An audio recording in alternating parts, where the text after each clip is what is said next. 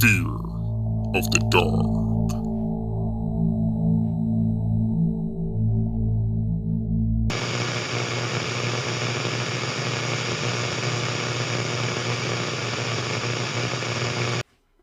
The people in the story are me and a family consisting of 4, a mother, father, toddler, and an infant. And of course, our guest of honor, the creep. For context, I am a 17-year-old female. I was born and raised in Canada with a pretty sheltered life as my mother is very overprotective. I read a lot on Reddit, so I am in no way naive or unaware of how to deal with a threat. But until this point, I have never dealt with harassment before. For the summer, I am visiting my godmother in Italy. This is my first time leaving Canada. Since she works during the daytime, I travel on my own around Italy. For this story, I took a ferry to Isca, a small island in Napoli, to tour around. When I first arrived on the island, I made the plan to head to a small scenic park not too far from the port so I can plan my day. It was around 3 p.m. when I was at the park. Now the park itself made its way into a semi-forested area. The pathways were covered by trees and bushes alike, so it's easy to get lost there, at least for me. It was pretty desolate at the time and gone from the public eye. I was sitting on a bench next to a playground for children, decked out with swings and slides. There was a family not too far away from me playing at the playground. The playground resides in a circle-like clearing area in the park. On the opposite sides of the clearing are the pathways that take you around the park. The paths have trees making a tunnel-like path, so it can be hard to see down it unless you are directly in front of it. From where I was sitting on a bench, which was near the north pathway, I can directly see down the south pathway. Now I was sitting at this bench for a while, mind you, as Italy is pretty hot and I'm not used to the heat. My head was down looking in my phone, so I wasn't expectantly paying attention to the world around me. But I would look up periodically to watch the family play. It was around now 4 p.m., which was nearing when I had to leave to catch my ferry back. As I was about to pack up, I look up from my phone and see the guy standing there in the pathway across from me, the south pathway. Now I wear glasses and my sight isn't the best, so I couldn't really make out what the guy was doing standing there at first glance. I also wanted to be conspicuous about it to get a better look from my peripherals. After a minute of watching this guy and trying to figure out why he was staring at me, I came to a horrifying conclusion. To put it lightly, this guy was jacking off in public while watching me. It was light out and a freaking family was literally 10 feet away from me. This was the first time I've ever experienced anything like this, so I was scared shitless. Let me make myself clear. I look like a teenager. I have acne and a baby face, so it's very clear I am underage. As I was sitting there, panicking about what to do, I see this guy move side to side on the path to get a better look at me. The creep looked unassuming, with some gray basketball shorts, a black graphic tee, and a balding head. From what I can tell, he was around his early 30s. I didn't speak much Italian, and I was shocked from all of this. I couldn't utter a cohesive sentence. After sitting on a bench after a minute trying to calm down and think clearly, I pull out my translator app and type in a message to translate to Italian. Trying not to alert this creep that I knew what he was doing, I stood up and casually began to make my way to the mother of the family, who was with their young baby at the time. The father and toddler, I believe, were gone and playing off a little further away in the trees as I could not see them.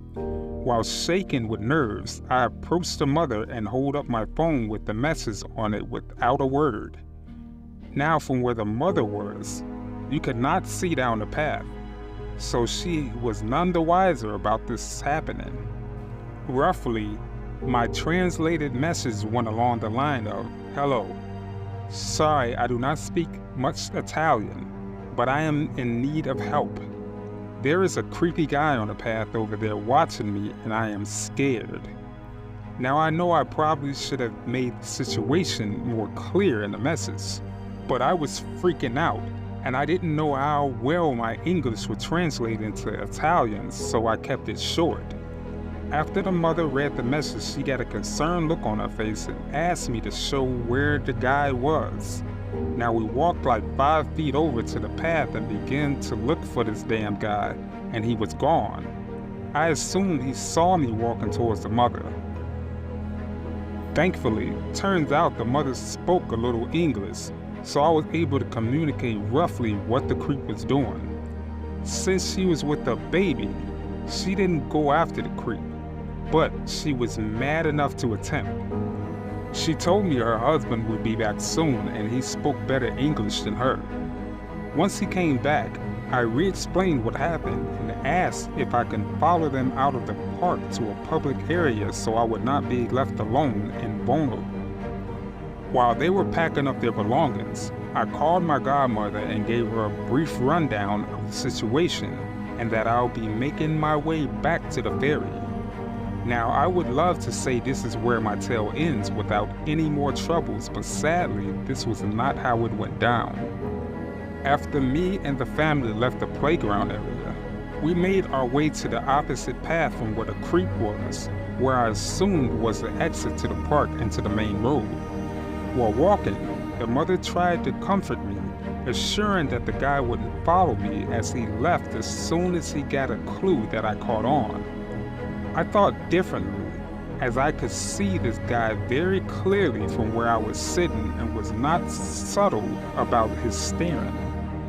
After walking a bit more throughout the path to the exit, I spotted a familiar-looking man walking back to the playground. Once I made eye contact with him, I immediately knew it was the creep from before, walking casually like nothing was wrong. Once he spotted me walking with the family, he quickly made a turn onto a path that diverged from the main one. This creep was circling back to find me, assuming that I would stay at the playground or was walking alone to the exit. I leaned over to the mother and quickly tell her that that was the same guy. Unfortunately, the path that the guy took to avoid us was the same one we needed to take to get to the exit. This dumbass creepy guy cornered himself without any way to leave except to pass by us. The father at that point had the baby in his arms and the toddler following closely behind him. The mother, in a rage, followed shortly after the creep, cussing him out in a mix of English, Italian, and Spanish. This creep walked sheepishly off with his head tucked, pretending he could not hear the lady yelling at him. Finally, after the angry mother stopped following the man, we made it to the exit of the park. I thanked them profusely and bid my farewells and made my way down to the port. That family saved me from a dangerous situation, and I could not be more thankful for their comfort and protection. I often think about what could have happened if I had left the park on my own, knowing this guy would have had circled back for me. So to the creepy guy in the park, let's not ever meet again.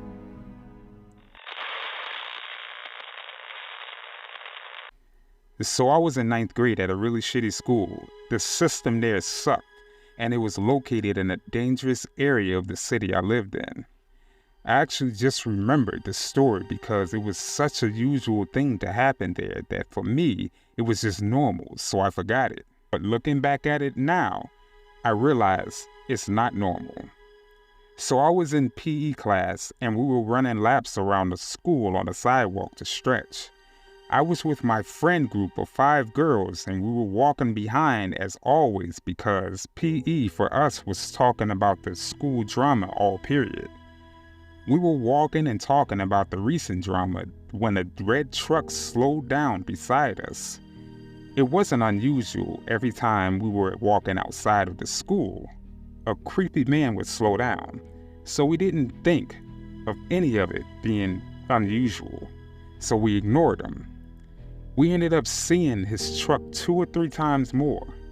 He was driving around the school and slowing down every time he passed us by. So we decided to tell our teacher. The teacher made us go back inside of the gym. We started playing whatever game we were playing when the teacher came up to me and told me I was asked to the main office because someone was here to pick me up. I was panicking because no one was supposed to pick me up during class that day, and I had thought maybe something bad happened to either my mom or my dad or someone in the family.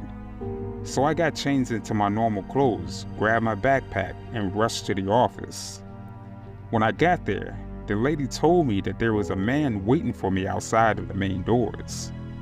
I got a little confused because usually when my parents picked me up, they'd wait in the hall until I got there.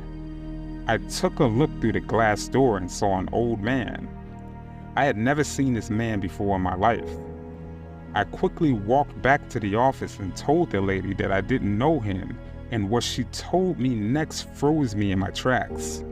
She told me he said he was a friend of my parents and they asked him to pick me up because my mother got into a car accident. He told the lady my name, my last name, my age, my mom's name, and what grade I was in. I was shocked and immediately asked her if I can call my parents to confirm. I called my dad and he told me my mom was just fine and he was at work. The lady just told me to go back to class and I never saw that man again. I never knew what happened after I left and how he knew all of the info about me and my family. My parents talked to the cops about this and there was never anything out of it. We never had answers. Since that happened, I moved into a much safer city and I hope I'll never see this man again.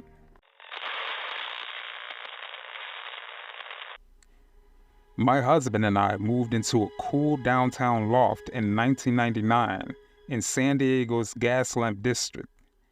We had an underground parking garage that was manned by security after the management team left for the day. My husband worked nights while I attended UCSD.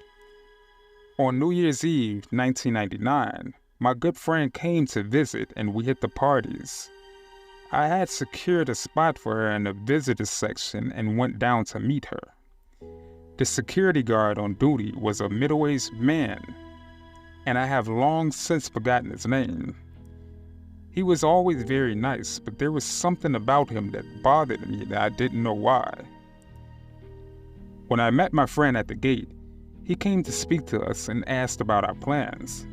My friend told him we were hitting the town on such an exciting night, etc.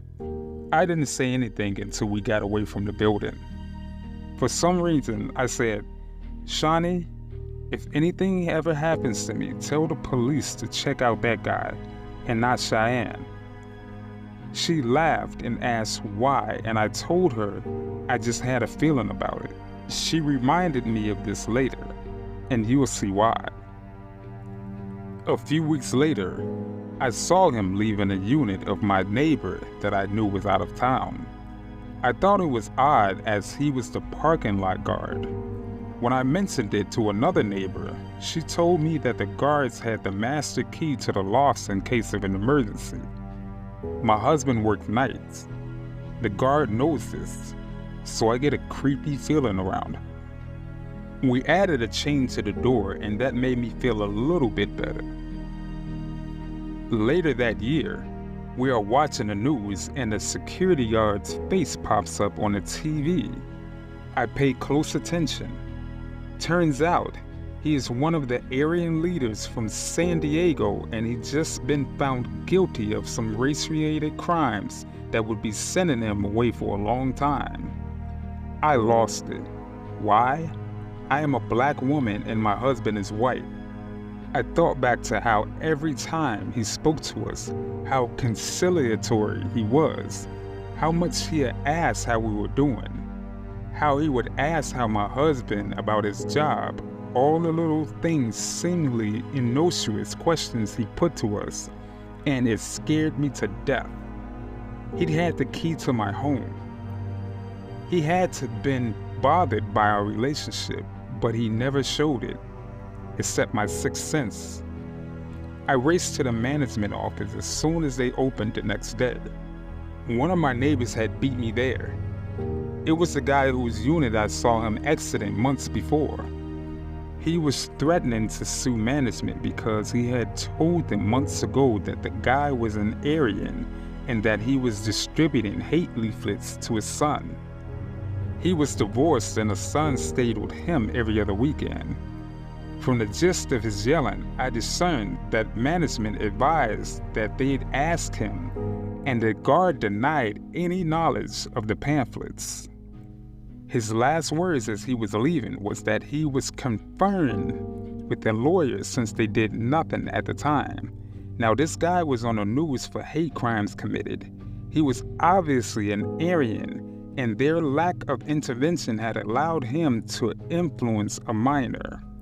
I have no idea what happened with him as soon as he moved after that. I told them about my concerns, and they contracted with the security company that had passed all background checks at the time of employment. Why he was even working as a security guard, I have no idea.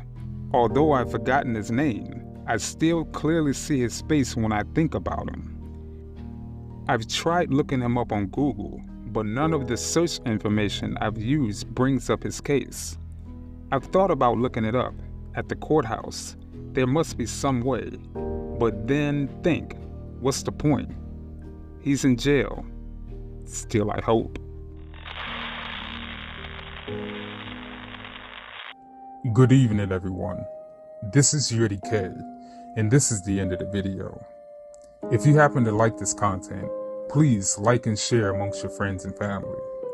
Make sure you comment down below and give suggestions on how to make this page better. If you're new to this channel, please subscribe. It's free, and you can always change it in the future. Also, make sure you hit the notification bell so that way you can never miss our content. You happen to have any story suggestions? Please send it to my email, fearofthedarkstories@gmail.com. But until then, you guys stay safe out there. And remember to always be afraid of the dark.